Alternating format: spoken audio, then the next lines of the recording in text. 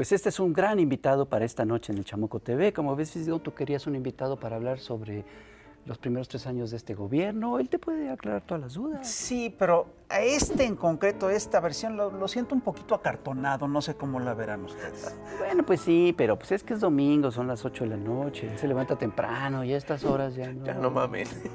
Mejor invitamos a alguien que sí habla un poquito más de corridito y que nos puede echar un buen rollo sobre lo que está pasando, ¿no? ¿Quién? Armando Bartra. Mira, ven acá. Aquí están.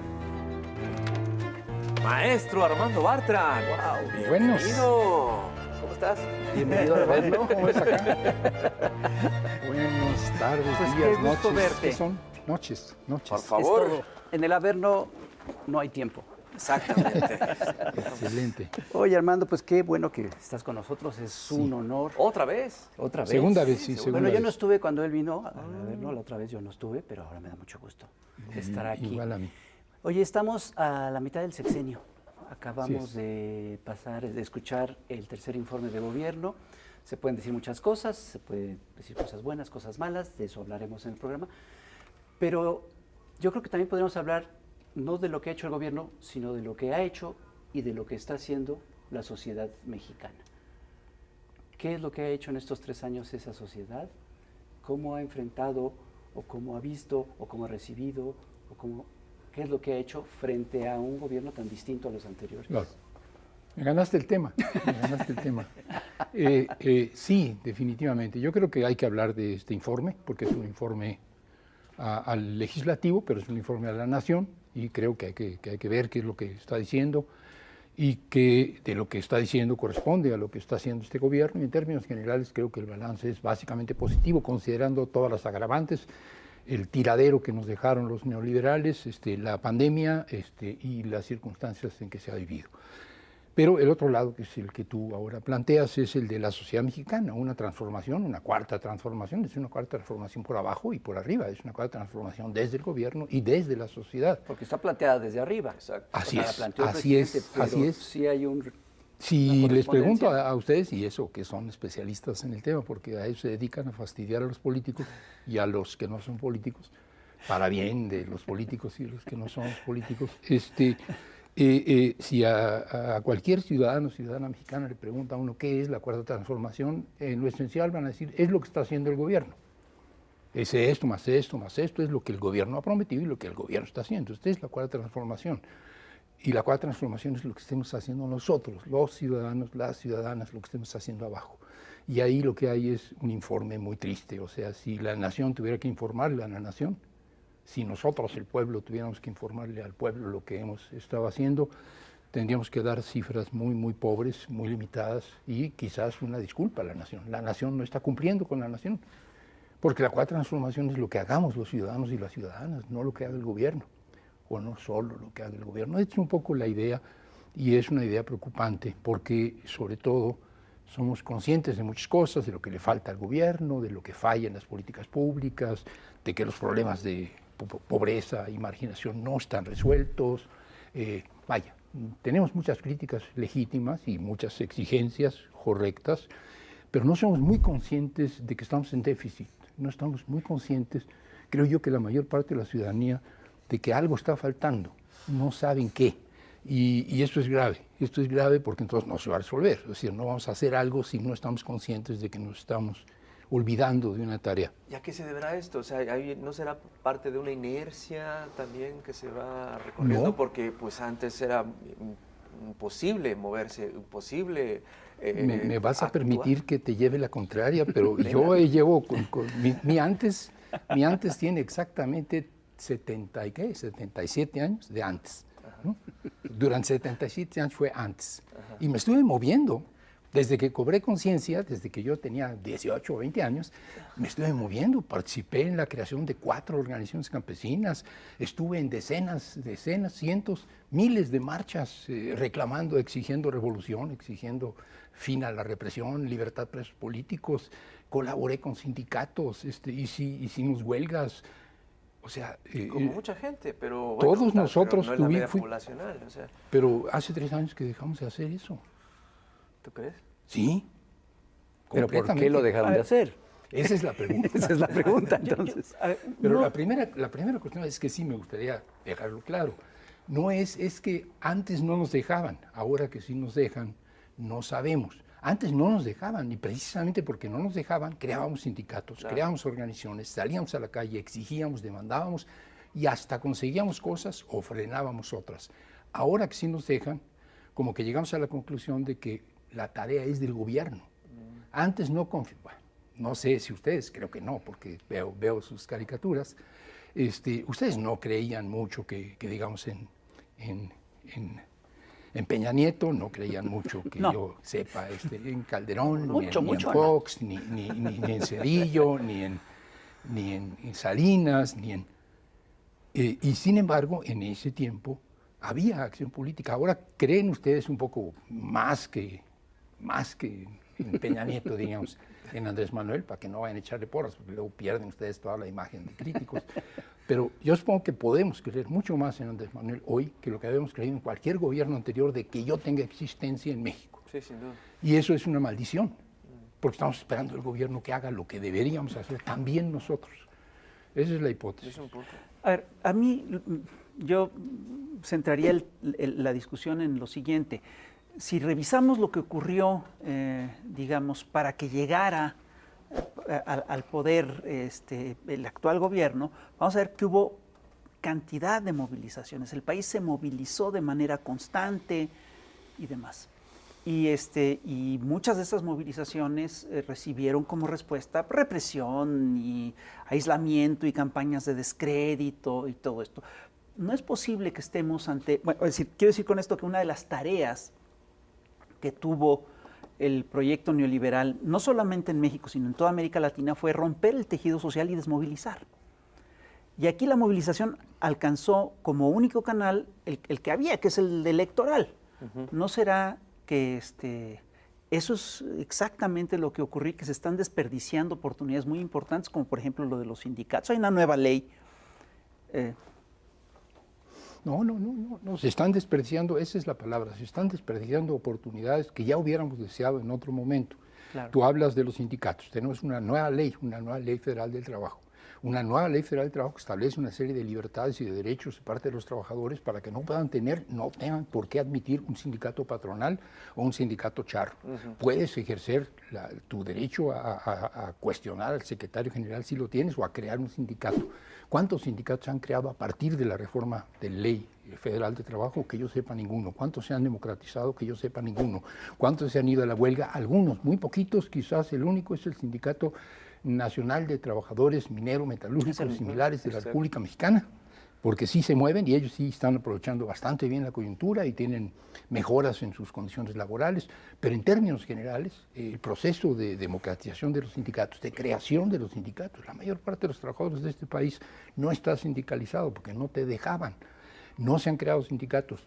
Voy al ejemplo enojoso, en la inmediata posrevolución, en 20, 21, 22, se habían creado decenas de miles de sindicatos chicos, medianos y grandes, porque los batallones rojos, que eran los cabrones obreros que habían afiliado al carrancismo, es otro debate, ¿por qué al carrancismo y no al zapatismo? Por pendejos, pero bien, se habían afiliado al Porque era lo carrancismo. que había. Y desde el carrancismo, en donde llegaban y liberaban, con las armas en la mano, con el Mauser en la mano, creaban sindicatos. O sea, pasaban de la Revolución Armada a la creación del sindicato, chingos de sindicatos.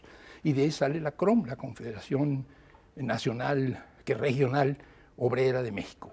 De Morones. De Morones, que era pinche, pero era nacional y tenía un chingo de sindicatos y algunos eran combativos. Pero si no te gusta porque era de Morones, No. tienes la CGT, que era de los anarcos y de los comunistas.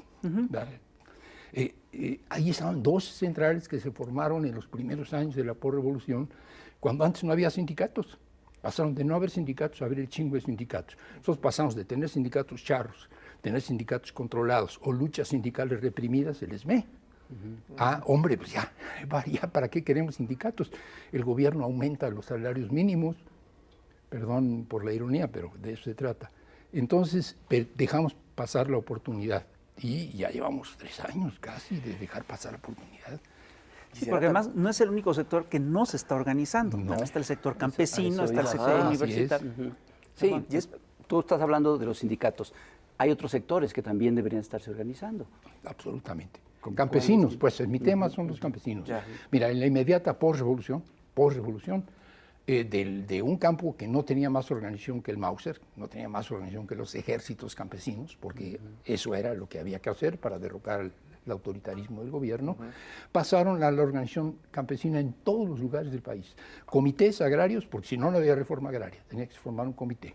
Y luego de las comités, ligas que empezaron promovidas por el Partido Socialista del Sureste en Yucatán como ligas de resistencia. Luego se generalizaron a todo el país como ligas de comunidades agrarias. Las ligas de comunidades agrarias en todos los estados de la República, y de las ligas de comunidades agrarias, estado por estado, formadas por comités agrarios, comités agraristas, la Liga Nacional. Y tú dices, claro, pero eso lo promovía el gobierno, porque el gobierno quería que hubiera eso. Ni madres, eran comunistas, era Úrsula Galván, era José Guadalupe Rodríguez, era Primo Tapia. Ay, cabrón. Entonces, una organización campesina, como no había habido antes de ningún tipo en México, en meses, en años, eso los campesinos, los estudiantes. Había habido la reforma de Córdoba, la autonomía universitaria, la reforma universitaria de Córdoba en Argentina, y eso había tenido mucha resonancia. Los estudiantes mexicanos, en cuanto tienen un régimen de libertades, empiezan a luchar por la autonomía de la universidad.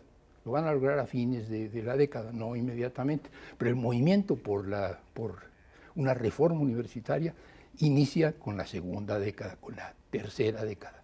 ¿Qué más? Las mujeres. Hoy estamos todos aplaudiendo el hecho de que hay una ola verde y de que las compañeras estén en la calle, pero en esa época estaban en la calle, formaban sindicatos, formaban organizaciones de mujeres, había congresos, había federaciones latinoamericanas, diría uno, de mujeres, ¿no? De feministas. El término feminista es el término que se empleaba en ese momento. Gentes que estaban reivindicando derechos políticos, derechos electorales, que pudieran ser votadas y votar, pero también el derecho a su cuerpo, el derecho a decidir cuántos hijos iban a tener, y el derecho al placer sexual, reivindicando hace 100 cabrones años que las mujeres tienen derecho a gozar de sus cuerpos y no simplemente ser objeto de la presunta satisfacción sexual del marido, diciendo esto a cuatro voces, etcétera, manifestaciones de mujeres en Mérida. Y hablando de mujeres... Vamos a ir a ver a la chamuca, Cintia Bolio, y regresamos. Órale. No se vaya. No, para nada.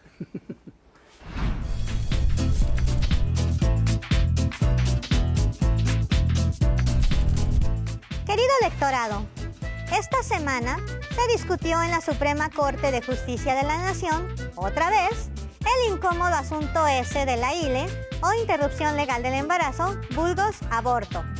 La lucha es por declarar inconstitucional la penalización del aborto en Coahuila. Y esto sentaría el precedente necesario para descriminalizar a las mujeres en todo el país. Cosa que no hemos logrado ni yendo a bailar a Chalma, ni votando por la mayoría de izquierda en el Congreso. Aunque ya sabemos que la ONU declaró a la ILE como parte de los derechos sexuales y reproductivos de las mujeres, en 2016 el ministro Arturo Saldívar intentó la despenalización del aborto sin éxito. En 2020 el ministro Luis González Alcántara, sin éxito. Y esta vez la iniciativa es del ministro Luis María Aguilar. Mientras esto se resuelve, van unos hechos. En México hay ILE solo en 4 entidades: Ciudad de México, Oaxaca, Hidalgo y Veracruz. En las otras 28 entidades, por lo tanto, el Estado le garantiza menos derechos a las mujeres y niñas. No olvidemos a las niñas. Hecho, este es un país de pedófilos y pederastas. Durante la pandemia aumentaron las agresiones sexuales y también el mal llamado embarazo infantil. Son niñas y no madres que requieren apoyo psicológico, que se ha protegido su acceso a la educación y a la salud física y mental. La ILE les permite a las niñas seguir adelante con su vida. Hecho, la enorme mayoría de los abortos se realizan con pastillas y de manera ambulatoria. Lo del feto ingeniero es mega fake news de los antiderechos. Lo que sí es cierto es que la ILE es pro vida de las mujeres. Baja a 0 la tasa de mortalidad y se les asesora en educación sexual en los centros de atención. Una comparación. En Canadá, el aborto es un derecho sin restricciones. el Estado pondera la autonomía y decisión de las mujeres. Aquí están bien las 12 semanas, pero si más allá de este plazo se sigue criminalizando, solo los hombres son autónomos. ¿Patriarcado? ¿Dónde? Y es que nadie espera a la Inquisición española, dirían los Monty Python, pero esta nunca se fue. Está en la ultracatólica, la ultraevangélica, en la ultraprianista de las contrarreformas antiaborto y hasta aumenta la amenaza a nuestros derechos que traigan de visita a la ultraespañola, que allá ni pinta. Va pues nuestro voto por el aborto legal para todas las mexicanas, desde luego.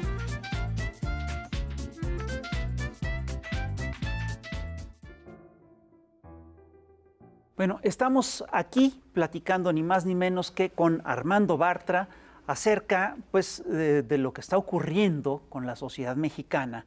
Y lo que planteas a mí me preocupa, ¿no? Es decir, es efectivamente una sociedad que se desmoviliza de alguna manera ante su propio avance. Eso, ¿no? Esa sería la expresión. Eso es lo que está ocurriendo, ¿no? Así es. Comentabas hace unos minutos, fuera del aire, creo, que no fue un triunfo fácil, que la sociedad mexicana se movilizó en condiciones muy difíciles durante toda su historia, pero en los últimos 17, 20 años, diríamos, una movilización muy intensa para lograr un cambio por la vía electoral, por la vía pacífica. Si lo vamos más atrás, sería desde el 88, sí, claro, con el ejercicio con Cuauhtémoc Cárdenas. Bien, no fue fácil, hubo represión, hubo violencia, hubo satanización, no fue fácil movilizar a la gente. Los fraudes repetidos, la gente ya no creía en las elecciones, había que insistir. No fue nada fácil, fue una movilización social en todos los estados de la República, de todos los estratos de la población, logramos un triunfo. No fue menos esforzado que la Revolución Mexicana. Así es. La Revolución Mexicana fue una década para no solo tumbar a Porfirio Díaz, sino sacar de la jugada a un señor tibio que no estaba cumpliendo, Madero, y luego pues enfrentarse a un dictador traidor que había asesinado a Madero, y luego empujar, porque Carranza no fue nada fácil la Revolución Mexicana, y además, bueno, 1 millón de muertos, ayudaditos por la pandemia, porque también la pandemia ayudó. Y después de eso, pues ahora sigue lo que sigue, y quítate el Mauser y bájate del caballo, cabrón, y ahora organizar sindicatos, y ahora organizar ligas campesinas, y ahora organizar mujeres, y ahora organizar cooperativas. Nosotros terminamos la elección, ya votaste, cabrón. A ver, Andrés Manuel, ahora sí, ¿qué nos pasa? No nos vayas a fallar. Exactamente, no nos vayas a fallar. O sea, no es que no hubiera habido lucha, no es que la revolución, claro, estábamos todos muy calientes, habíamos derrocado a un dictador, habíamos tomado las armas. No, ahorita, carajo, le ganamos la elección al sistema de partido de Estado que era invencible, se la ganamos 3 veces en el 88, luego en el 6, quizás en el 12 y luego finalmente en el 18. Fue heroico. Y lo otro es, pues, postcoitum. O sea, postcoitum, literalmente, el cigarrito, como bien dices. Hay cierta lógica en que esa sociedad que lleva décadas peleando, cuando se logra esto, deje de como que le entregue al gobierno por el que votó y por el que peleó durante décadas a que ahora se haga cargo. Y hay cierta lógica en que se desmovilice, no que se desmovilice, pero que sí le baje a la dinámica y al ritmo de los movimientos, ¿no? Yo creo que sí.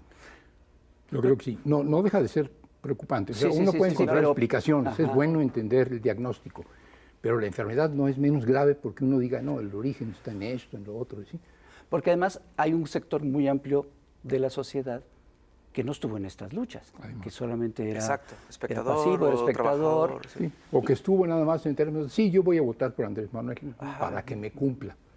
Hay una parte pasiva, hay una parte que no estuvo, hay una parte muy activa, pero la parte muy activa, que es la que a mí me preocupa, no está encontrando el camino, no estamos encontrando el camino, diría yo. ¿No será que también muy buena parte de esa población activa se tuvo que integrar al gobierno porque pues no se contaba con mucha gente, entonces los cuadros, toda la gente que cercana, medianamente cercana, pero había que meterla a trabajar. Que esa es la gran diferencia con la Revolución de 1910, porque en la Revolución de 1910, al final de cuentas, los cuadros gobernantes, muchos venían del viejo régimen.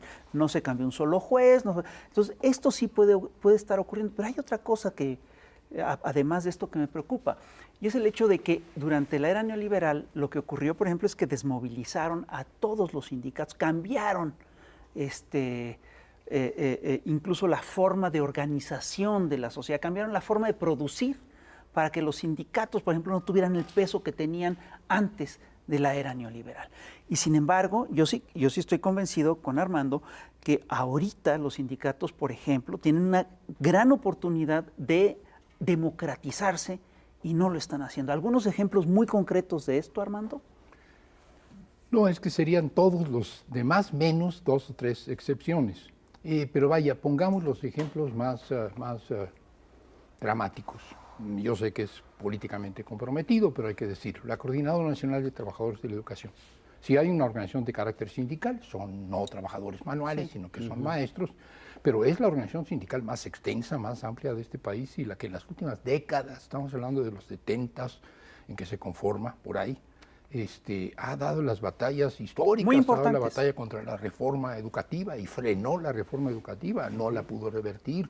No hay duda de que los maestros son en este país históricamente, antes de la coordinadora, los animadores de las luchas rurales, los intelectuales orgánicos. Los maestros son personajes heroicos en la historia de México. Esta corriente sindical democrática dentro de un sindicato tradicionalmente charro es fundamental. Y uno esperaría que esta organización, que ha estado contracorriente, que ha estado contra los gobiernos, que ha estado contra un sindicato gubernamental, un sindicato charro, y luego teniendo que enfrentarse a una maestra manipuladora y a sus corrientes sindicales, cuando finalmente el gobierno al que le apostó, porque en una mayor o menor medida, algunas secciones más claramente, otras no tan claramente, pero las bases magisteriales sí, le apostaron a Andrés Manuel, no hay duda alguna, los maestros votaron por Andrés Manuel. Ahora que Andrés Manuel hace una reforma de la reforma, en la que ellos participan, en la que ya no están amenazados de perder sus derechos laborales y demás, ahora sí va a florecer el sindicalismo democrático en la CENTE, y lo que vemos es una CENTE repitiendo sus actuaciones de hace 3 años, incluso y 4 y 5, incluyendo actuaciones políticamente imprudentes e incorrectas como bloquear al presidente de la República, a un presidente de la República que en lo fundamental es su aliado. Es decir, está repitiendo una práctica que era pertinente hace más de 3 años, que dejó de serlo. Yo creo que no es mala fe. No. Es que, ¿y ahora qué sigue, cabrón? Es que hay un tema que es delicado, porque nosotros nos quejamos mucho en México de lo atrasado que es la cultura política del PRI, de lo terriblemente antidemocrática que es la cultura política del PAN, pero luego no vemos las fallas, por usar un término muy diplomático, de la cultura política de las izquierdas, sí, que también es terrible, ¿no? Que tienen también sus lógicas, que tienen unos vicios de repente internos brutales, ¿no? Y yo creo que eso también. Bueno, es lo que tú decías. Tú decías, una cosa que nos debilita es la cooptación de activistas, de personajes, de intelectuales orgánicos, de gente probada, de confianza, que conoce su negocio y que tiene que ir al gobierno. Y no me refiero solo al gobierno federal, se tiene que ir a las cámaras, tiene que ir a los municipios estatales, se tiene que ir a chambear. Desde el aparato, desde la función pública, lo cual que se renueve. El otro tema es que esta izquierda con vicios es la que está viendo en un partido que ahora gobierna un escalafón. Es decir, lo que está viendo en un partido que ahora gobierna, el trampolín, el que está viendo en el partido que ahora gobierna, la posibilidad de ser gobierno o cuando menos de tener una chamba. Es decir, y entonces el partido se llena de trepadores que buscan trepar hasta la grande o que buscan trepar hasta la más chica, pero que buscan trepar, y el partido es un espacio de rebatinga por los trabajos, los puestos, los cargos, el poder. Un partido que antes era una corriente política, no era partido, era un movimiento. Era un partido movimiento. Y era un partido movimiento y era una chinga y no había un pinche centavo. Y nosotros organizábamos encuentros de jóvenes y formábamos y hacíamos madres sin un centavo partido de la mitad. Y ahora que hay muchos recursos, el partido tiene muchas dificultades para moverse. No digo que no se esté moviendo, se está moviendo. Está moviendo mucho mejor en coyunturas electorales, donde se trata de convocar al voto, y no en otras. Esto tiene que ver, uno, con que mucha gente salió del partido, los mejores, incluyendo al presidente de la República, Y otros se metieron al partido porque era el partido que iba de gane y no se metieron después del 18, se metieron desde el 17 o desde el 16 porque ya vieron que iba de gane, si no son pendejos. Pues este es el partido. Entonces, si yo estaba en el PRI, pues me meto acá. Si yo estaba en el PAN, pues me vengo para acá. Exactamente. Eso, la pérdida de cuadros y también el desconcierto. O sea, la izquierda tiene una cultura política no solo oportunista, trepadora en una parte de la misma, sino de resistencia. Nosotros somos muy buenos para resistir. Yo me he pasado la vida saliendo a la calle a decir no, me opongo, no pasarán de ninguna manera, basta ya. Entonces, ¿qué va a pasar con esa izquierda? ¿Y cómo ves toda esa derecha que está claro, amenazando? Completamente, o sea, además una derecha lo que nos falta no es solo porque hay que construir una nueva época en la historia de México. No son enchiladas, estamos hablando de la independencia, ¿no? Construir un país donde no había país, donde había una colonia, la reforma, construir un Estado laico, país donde veo al Fisgón porque él es experto en este tema, construir un país en donde la separación de la Iglesia y el Estado y donde, bueno, y la revolución, nada menos que la revolución, construir un nuevo México postrevolucionario. Esto era la gran tarea. Ahora la gran tarea es construir la cuarta transformación en la sociedad entera. Y esto es una tarea de las izquierdas, no de la izquierda como si fuera una entidad metafísica, de las izquierdas, de la izquierda social, diríamos por simplificar, la izquierda de los movimientos, de los gremios, de las organizaciones sindicales, campesinas, las ONGs, que ahora son muy importantes, y la izquierda política, político-partidista. Las dos están fallando. Y el tema entonces no es que falle la izquierda, el tema es que los movimientos sociales a los que tanto le apostamos, que tan importantes han sido, sin los cuales no hubiera habido la resistencia histórica que el pueblo de México ha mostrado, pueden ser de derecha. Entonces no es un problema de que la derecha Vox o Fox o qué, Abascal, ¿de qué Abascal estamos hablando cuando hablamos de Fox? De todos los Fox. Parece ser que hay un empaque genético con esa derecha de Fox y Abascal, o la hora de Vox y el otro Abascal, esa derecha, la derecha política, es peligrosa. Los movimientos sociales de derecha son más peligrosos porque son multitudinarios y no son imposibles, y no los hemos tenido todavía en México. La derecha moviliza minorías hasta ahora. Se ve bien, es ridículo, ¿no? Mira, son 4 coches y vienen de las lomas. Hasta ahorita, como dices. Pero pueden movilizar más. La derecha movilizó a miles, a cientos de miles en la década de los 30 en nuestro país, ¿no? Entonces la derecha no es decir, tiene una tradición en México y tiene base social en México. El problema es que sí tendría que haber un reflejo, o se tendrían que reflejar los cambios que se están dando en el gobierno, en la sociedad, y luego esto no está ocurriendo como debería de ser, ¿no? Pero entonces el peligro, como tú decías, es la derecha, pero no es únicamente la derecha cavernaria, la derecha política, la derecha claramente vinculada a los empresarios, etcétera, que existe y que es muy peligrosa, y la derecha de los medios, la derecha de los intelectuales orgánicos de la derecha. Esto es terrible y están en el golpeteo constante y bueno. El problema verdadero es la gente que en un momento dado vea sus reivindicaciones, sus causas, sus intereses reflejados en la derecha. Y eso sí es extremadamente peligroso y no es imposible. En América Latina tenemos la experiencia de que todos los gobiernos progresistas de América Latina en un momento u otro se enfrentaron. Dilma Rousseff, el Partido del Trabajo, no se enfrentó únicamente a la derecha cavernaria, se enfrentó a movimientos sociales que la cuestionaban por sus errores, si se quiere, por sus limitaciones, si se quiere, pero eran movimientos manejados por la derecha claramente. En Ecuador, movimientos de derecha, en Bolivia, movimientos de derecha. El desgaste que en un momento dado puede tener Evo también estaba provocado por movimientos manejados o utilizados por la derecha, que eran movimientos sociales. En Argentina no se diga, o sea, ¿cómo es posible que perdieran los candidatos de la izquierda, digamos, del peronismo de izquierda, frente a un tipo como Macri? Bueno, porque había un movimiento social que cuestionaba a Cristina. Porque hay un desencanto que entonces se va hacia esa opción. Así es. Y no solo era una derecha local, era una derecha también organizada internacionalmente. Además, ¿no? Un internacionalismo. Muy apoyada, un internacionalismo de la derecha, un internacionalismo del capital. De ultraderecha. Bueno, ahora de ultraderecha. Es decir, de las dos, es un buen ejemplo Vox. Sí. ¿no? Y Abascal que viene aquí, y la finta del FAN, que se está desafanando porque cree que en este momento no conviene, pero claramente el espíritu de Fox. Pero dice, está no, con Vox. nuestro aliado no es Vox, es el PP. Ah, bueno. Sí. Es control de daños, ¿no? Eso es Así es. estricto Sí, control de daños. Pero bueno, todavía el Partido Popular tuvo que fraccionarse para que naciera Vox. Vox, sí, claro. Aquí en México el PAN no parece que tenga que fraccionarse para voxizarse, ¿no? Pues porque ya no O sea, le da, son tan poquitos que ya no se puede fraccionar. Ya son trozos ahí. Sigamos hablando mal de la derecha, que es más divertido, hombre, Más finalmente, y más satisfactorio.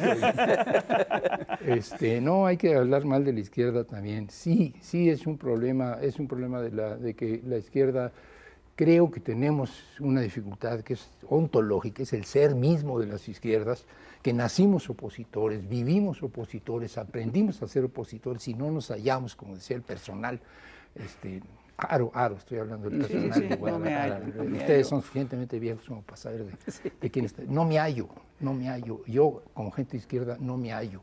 No me digan que debo ser propositivo, no me digan que debo ser proactivo. Yo soy crítico, yo soy opositor, yo estoy observando los males del gobierno o estoy observando las maldades de la derecha para luchar contra las maldades de la derecha. Soy contra por nacimiento, soy contra orgánicamente, biológicamente, celularmente. Y necesitamos ser pros también.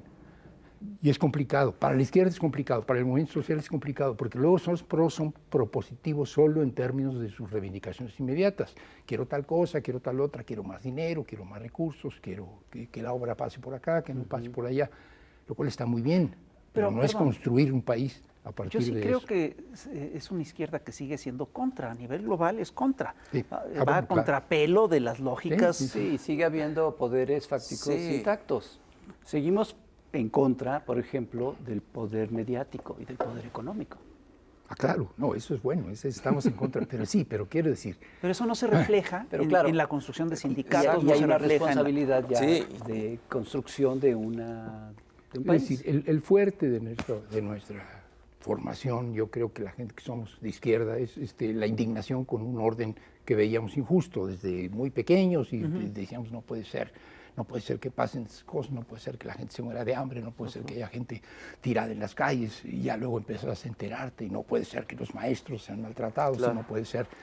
Y uno aprende a decir que no, y eso es esencial, o sea, el que vive en un orden injusto, y el orden global, como bien tú dices, sigue siendo injusto, y el orden nacional sigue siendo injusto, tiene que saber decir que no, y asumir no activamente. Exacto. Pero necesitas construir, y construir en la resistencia.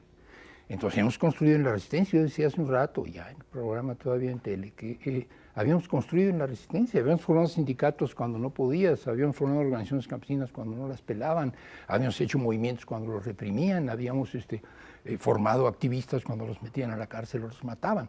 Habíamos creado organización en la resistencia. Ahora necesitamos seguir diciendo no, seguimos movilizándonos en la resistencia, pero también en la construcción. Pasar de reactivos a proactivos también. Y se nos da más fácil, ¿no? Ahí viene la derecha. No, muere la derecha. Mira, el día en que de verdad venga una ofensiva seria de la derecha y esté en riesgo este gobierno, te aseguro que vamos a salir a la calle. Claro. Sí. Porque vamos a tener un enemigo claro. Sí, sí. Pero este ánimo de proponer y de construir, Sí. ¿cuáles son los grandes pendientes en estos 3 años Sí. del gobierno? ¿Cuáles tú crees que son las...? A ver, uno diría, a lo que venimos a esta plática es pues hablar de lo que dijo el presidente de la República en su informe y lo que le falta, los pendientes y las ausencias. Y es pertinente y creo que se vale. Yo diría que hay muchas. Una de ellas, que es un problema fundamental, no es algo que no esté queriendo hacer, es algo que no ha logrado hacer todavía, es salir de un modelo neoliberal que nos tuvo en el estancamiento económico, con concentración de la riqueza, o sea, no había crecimiento, pero había acumulación. O sea, los ricos se hacían más ricos, pero el país no crecía, y los pobres se hacían cada vez más pobres. Ahora tenemos una situación en la que los pobres no se hacen cada vez más pobres, la pandemia nos golpeó, ciertamente, retrocedimos, pero en términos generales los programas sociales están redistribuyendo una parte del ingreso, pero no hay crecimiento. Y si no hay crecimiento, no dentro de 10 o 20 años, sino dentro de 2 o 3 años, es insostenible la política social redistributiva sin crecimiento. Claro. No es un problema de que el gobierno no quiera, no es un problema de que no lo tenga pensado, es el problema de que resulta complicado en una situación internacional recesiva, o sea, de por sí veníamos de una situación de algunos hablan de estancamiento celular, de estancamiento secular, o sea, de que el capital no estaba recuperándose después de la recesión del 2008-2009. Pero el hecho es que no había crecimiento significativo en el mundo, no lo había en México, estábamos estancados. Viene un nuevo gobierno, en un primer año no logra la revitalización y luego viene la pandemia y nos echa para atrás. El gran pendiente, acaban de cambiar al secretario de Hacienda, me refiero al gobierno, es ver cómo se logra la reactivación con redistribución. Lo que no puedes decir es, con tal de crecer, ¿qué es lo que quieren las empresas? ¿Qué es lo que quiere el capital internacional? ¿Qué es lo que quieren las transnacionales? Para crecer, ¿no? Entonces le vamos a ofrecer todo. Quieren ya no pagar impuestos, que no paguen impuestos. Quieren bajar todavía más los salarios, bajen los salarios. No es así, pero necesitas crecer con inversión. Yo creo que es el gran pendiente, no porque el gobierno no lo esté haciendo y no tenga conciencia, sino porque no es nada fácil. Los otros tienen que ver con justicia social. A ver, el tema está de moda y hay que verlo. La pandemia mostró, uno, que la pobreza rural es la más grave. O sea, la gente del campo y sobre todo las comunidades indígenas, campesinas indígenas, son las que tienen mayores carencias, eso es claro.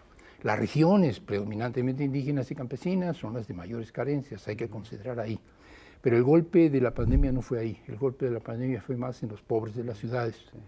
Y los pobres de las ciudades, como en las ciudades no hay tanta pobreza como en la Mixteca guerrerense, o en la montaña, pues entonces ahí no hay tanta intensidad de programas sociales, hay que atender la pobreza urbana, porque está en medio de un lugar donde hay servicios, donde hay escuelas, donde hay clínicas quizá, pero en donde ellos viven de vender tamales en la esquina, de prestar servicios de carpintería o de plomería o de electricidad o del tendajón mixto o del taller, y la gente pues durante la pandemia y sin ingresos pues deja que el coche se quede parado porque no hay para arreglarlo. La gente está sufriendo mucho en las ciudades, hay que apoyar socialmente a la gente en las ciudades, hay que formar empresas asociativas en donde son empresas familiares o empresas individuales, y si las tendajones se organizan y van y compran en volumen, podrán tener ahorros y comprar una camioneta y adquirir un crédito.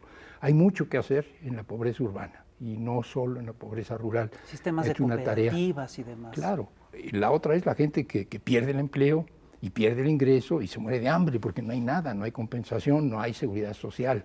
La seguridad social no es universal en México, se ha planteado la necesidad de un ingreso básico para todos.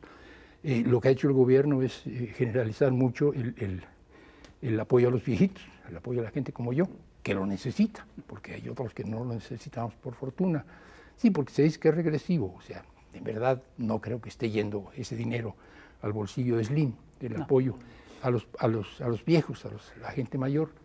Eso es importante y eso compensa en parte que no haya seguridad social, pero hay un problema serio. La gente en un golpe como el de la pandemia o una recesión económica pierde el patrimonio y ya no hay para dónde hacerse, no tienes ningún tipo de garantía. O te haces viejo, ya no te emplean, nunca tuviste empleo, no pagaste seguro. Es decir, hay una desprotección, hay una fragilidad, hay que atender eso. Estos son asuntos que sí son de gobierno y que sí hay que empujarlos desde el gobierno. Y el otro gran pendiente, es para otro programa, es que lo que yo venía diciendo de la sociedad es que un gran cambio social es una sociedad organizada, un gobierno activo y una sociedad organizada y una relación constructiva entre unos y otros, respetuosa. El gobierno toma en cuenta la sociedad organizada presiona, critica y acompaña al gobierno. ¿Okay? Tenemos un gobierno proactivo, tenemos una sociedad, ese es el mundo ideal. Pero no tenemos una sociedad organizada que presione. Y no tenemos un gobierno que esté promoviendo seriamente la organización de la sociedad. Y tengo que decirlo. Cárdenas, para bien o para mal, impulsó la organización de la sociedad. Y de hecho cambió la organización de su partido porque tenía 3 sectores, el militar, el campesino, el obrero, y popular. Y crea el sector popular. Y crea el sector. Pero, y Cárdenas, por decreto se construye la CNC. Sí, así es. Ok. No, y además, para bien o para mal, impulsa. podríamos criticar a Cárdenas, pero quiero decir, Cárdenas era consciente de que si no había una sociedad organizada, su gobierno no iba a poder enfrentar a la derecha interna y a la derecha internacional y enfrentar una situación de inminencia de guerra. Cárdenas estaba claro, necesitaba mover a la gente para que lo apoyara, y esto lo hizo. Como era además un gobierno favorable a los intereses de la gente, pues el corporativismo cardenista, porque era corporativismo, las corporaciones se vinculan directamente al gobierno, directamente, esto es corporativismo. Si el gremio y el gobierno están vinculados de manera orgánica, pues es corporativismo. Pero un corporativismo con un gobierno reformista es un corporativismo aceptable. El problema es que es corporativismo y después quedó gobiernos reaccionarios y de derecha y corporativismo. Pero ahora no tenemos eso, es decir, desaparecen las organizaciones, se desfondan las organizaciones campesinas que dependían de interceptar los recursos públicos, o sea, los corruptos, los clientelares y corruptos. Se desfondan. Estuvieron muy cabrones durante 2, 3, 4 meses, 2 años, y ahorita ya no se ven porque pues ya no hay. Sí, claro. Y de eso vivían. Pero tampoco las organizaciones democráticas favorables al observador están activas. Entonces hay un problema de que esta organización social no está. Y los programas de gobierno lo favorecen. Algunos pensarían, el gobierno debe organizar a los campesinos. No, por favor. No. Pero sí debe estimular la organización de los campesinos. Y esto tampoco está sucediendo. O sea, debe favorecer la organización democrática de los campesinos y no lo está haciendo. Debe favorecer la existencia, ni modo, y yo no soy fan de eso, pero de las ONGs, de las organizaciones civiles. O sea, la sociedad hoy no es solo sindicatos, no es solo centrales campesinas, no es solo movimientos sociales, sino también organizaciones civiles, organizaciones de profesionales sobre un tema específico, genuinas, muy calificadas. Sí, genuinas. Sí, yo digo que no puede haber un mundo sin organizaciones civiles de este tipo, no gubernamentales, pero tampoco gremiales, etcétera, con todas sus limitaciones. No se está promoviendo su existencia, se están criticando las ilegítimas. Habla de que ha habido un cambio en la mentalidad de la gente. Lo ha repetido muchas veces, pero tú dices, no es suficiente. No, claro que no. O sea, no. ¿Qué es? Es la revolución de las conciencias, sí. Es la revolución de las acciones, la revolución de las relaciones, la revolución de la vida social. Hay que revolucionar la vida social, las relaciones, las organizaciones, las movilizaciones y las conciencias. Pero yo estoy convencido de que tiene que haber una relación constante entre la revolución de las conciencias y los cambios sociales, ¿no? Es decir, sin revolución de las conciencias no hay cambios sociales, pero si tenemos revolución de las conciencias, esto se tiene que reflejar en cambios sociales de manera obligada. Y yo sí creo ahí, por ejemplo, que hay varios sectores que nos quedan debiendo. Concretamente, a ver, efectivamente va a ser difícil, no hay herramientas o no se han planteado las herramientas para reorganizar el sector campesino, pero el sector obrero sí. El sector laboral sí, claramente hay una nueva ley laboral que permite la creación de sindicatos, que fomenta la democracia sindical. Y el acotamiento del outsourcing. Sí, que ha acotado el outsourcing, y ahí tampoco se está dando la organización. Apenas se empieza a dar en algunas zonas de la frontera donde hay maquiladoras y todo esto, pero nada más, y no se está concretando. Ahí hay un problema y yo sí creo que es algo que se tiene que revisar, tenemos que revisar qué está pasando ahí, ¿no? Sí, yo lo que pasa es que sí quería ir terminando esto con una crítica al gobierno, para que no parezca que somos demasiado gobiernistas, y es que este gobierno no se le puede acusar de que no haya organizado a la sociedad como el complemento de la Cuarta Transformación. No es tarea del gobierno de ninguna manera organizar a la sociedad.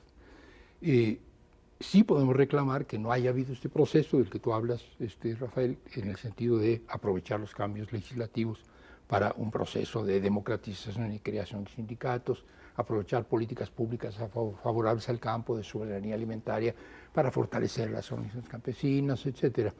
El tema que yo veo es que en el discurso del gobierno hay muy fuertemente la crítica a las organizaciones corporativas y clientelares, lo cual es completamente correcto. Venimos del corporativismo clientelar más feroz. y no hay una apología de las organizaciones democráticas, participativas, transparentes y proactivas. Y eso debería haberlo. Algunos dirían sí, y debiera crear organizaciones campesinas como Cárdenas, o centralizar los sindicatos como Cárdenas. No, por favor, no. Pero sí favorecerlo. Y no, el tema es, para que no intercepten los recursos, que llegue a los individuos. Lo cual está bien, porque si hay organizaciones intermedias, pues se clavan la lana. Y esto es el corporativismo, y esto es y son la fácilmente corrupción. cooptables. Esto es directo a los individuos.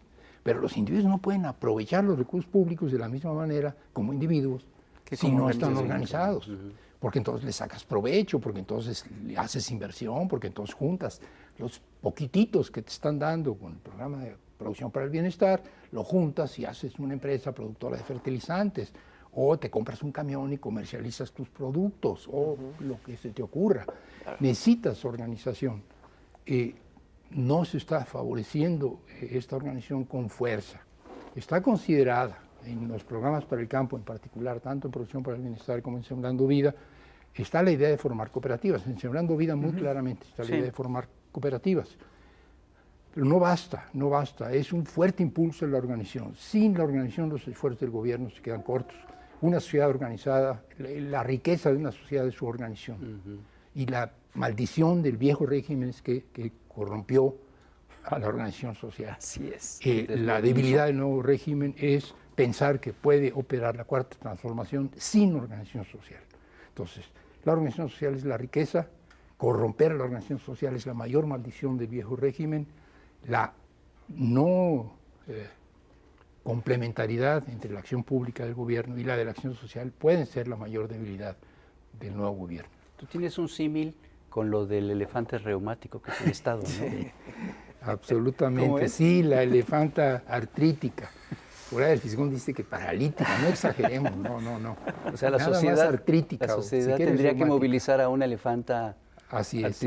López Obrador, que se le dan las metáforas, bueno, entre tantas cosas que dice, algunas son brillantes, ¿no?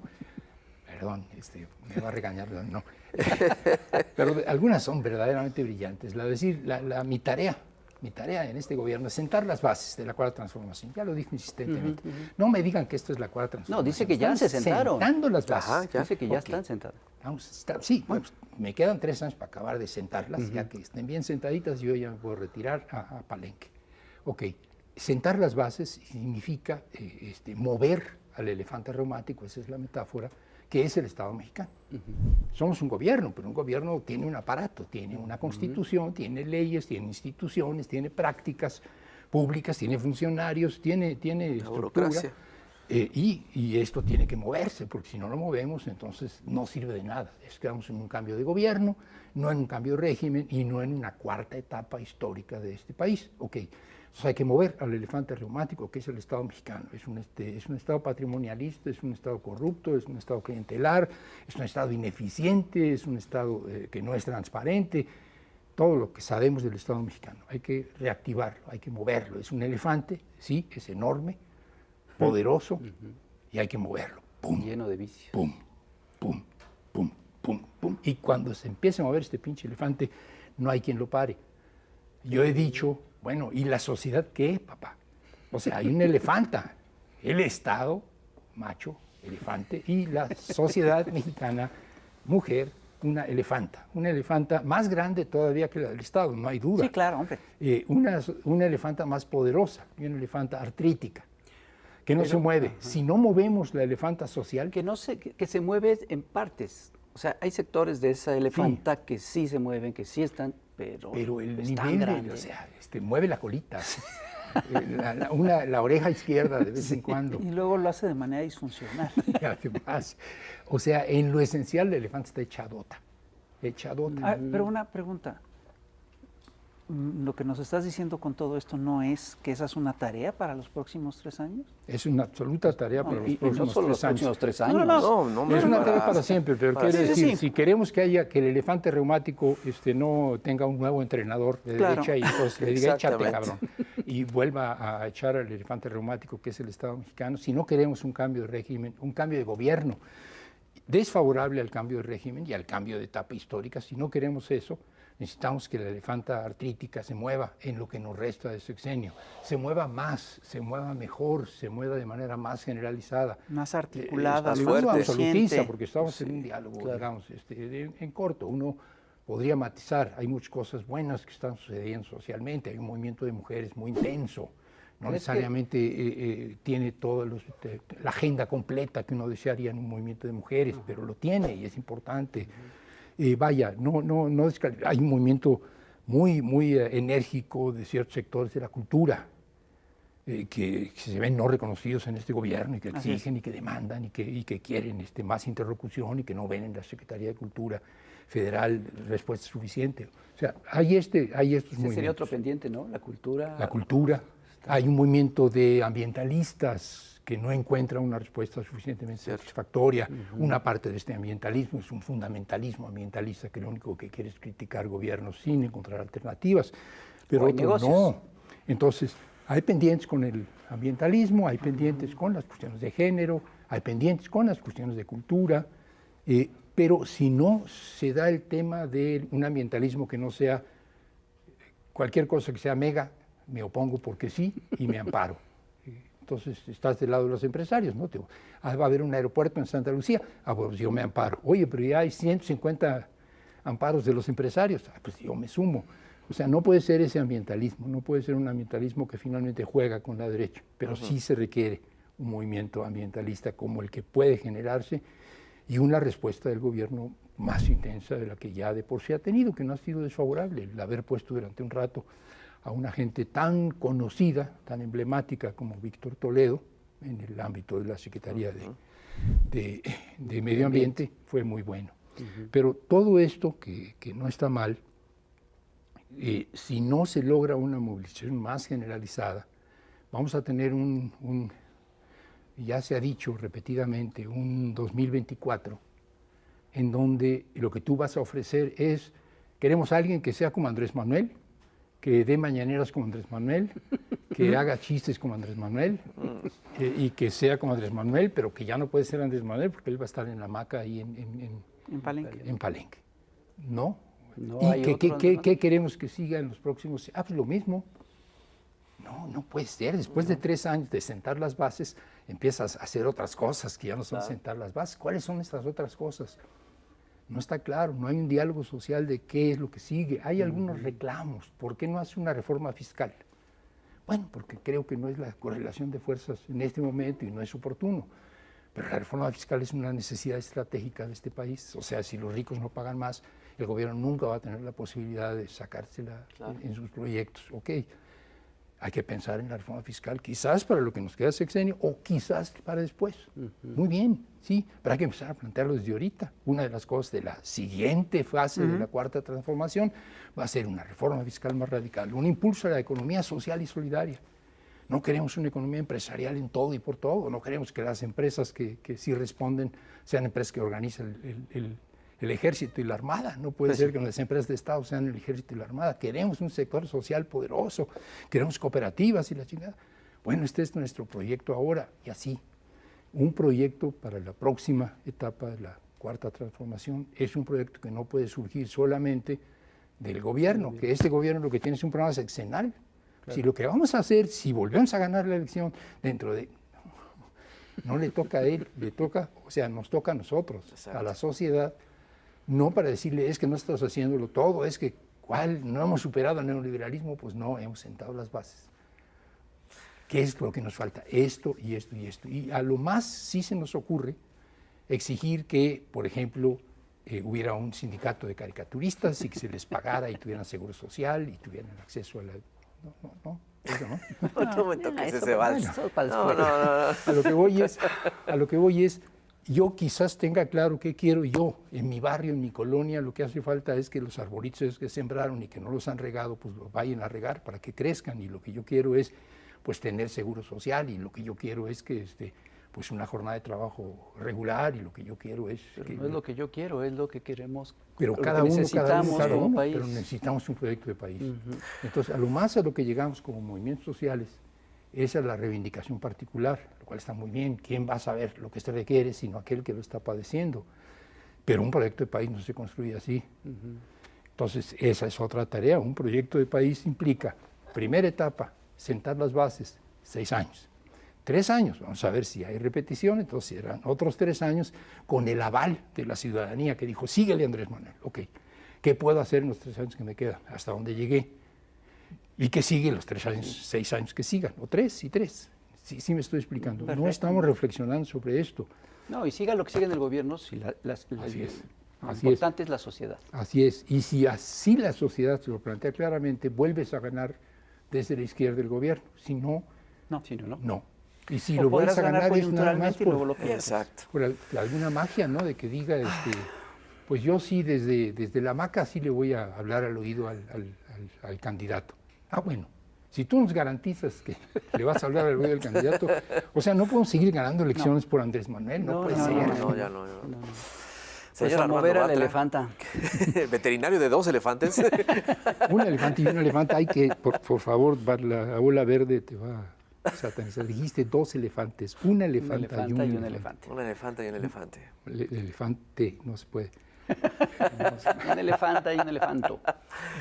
Pues Pues, a mover a los elefantes. Hay que moverlos, sobre todo a la elefanta. Y Armando, muchísimas gracias por esta conversación. No, ustedes, Pues realmente es muy interesante. Es muy divertido y es muy interesante ver cómo la gente que hace que su profesión es en unas cuantas líneas y todos los pinches días estar diciendo algo, o sea, la profesión de hacer cartón político, está haciendo cartón político respetable y convincente y digno, porque tiene rollo. Sí, pues, o sea... No, hombre, pero te agradecemos muchísimo. No porque basta el esto fue- sentido del humor, no basta ser No, buen dibujante, exacto. se necesita tener rollo. Ustedes tienen rollo. Y mira nada Creo más. que Buen tú rollo. también. Tengo la sospecha. Sí, Pero yo no dibujo. hombre, pero Pues muchas gracias por tu rollo. Órale. Y pues ya nos vamos, señoras y señores. Ya sabe que este programa se comparte, se discute y se ejecuta. Así que cuídense mucho y nos vemos a la próxima. Maestro, bienvenido otra vez. Nos vemos. Que no sea la última. Cuídense mucho, ya lo saben. Súper.